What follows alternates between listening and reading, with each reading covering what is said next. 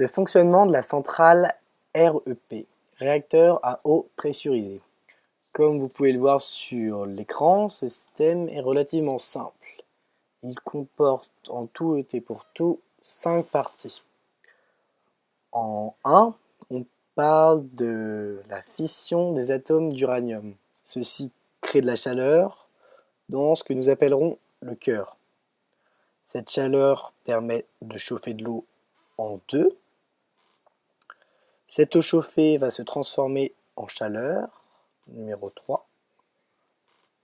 La pression de la vapeur va faire tourner une turbine en 4.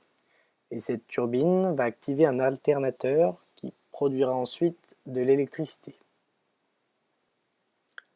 Pour cela, les différentes étapes suivent un circuit répété comportant 3 parties. Le circuit primaire, le circuit secondaire et le circuit de refroidissement. Premièrement, étudions le circuit primaire.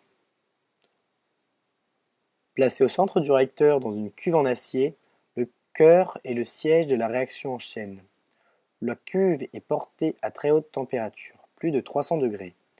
L'eau dans celle-ci est sous pression, ce qui l'empêche de bouillir. Le circuit primaire est un circuit fermé. Deuxièmement, étudions le circuit secondaire. L'eau du circuit primaire transmet sa chaleur à l'eau circulant dans un autre circuit fermé, le secondaire. L'eau s'échauffe à son tour et se transforme en vapeur. La vapeur fait tourner la turbine, entraînant l'alternateur qui produit de l'énergie. Après cela, elle refroidit, se retransforme en eau et est renvoyée vers le générateur pour un nouveau cycle. Enfin, le circuit de refroidissement. Pour que le système fonctionne en continu, il faut assurer le système de refroidissement. Sa fonction est de condenser la vapeur sortant de la turbine. Pour cela, on utilise un appareil formé de milliers de tubes dans lesquels circule de l'eau froide, issue de la rivière ou de la mer. Au contact de ces tubes, la vapeur se condense pour se transformer en eau. L'eau échauffée provenant du condenseur est refroidie par le courant d'air qui monte de la tour. L'eau retourne à son cycle, sauf une partie qui s'évapore.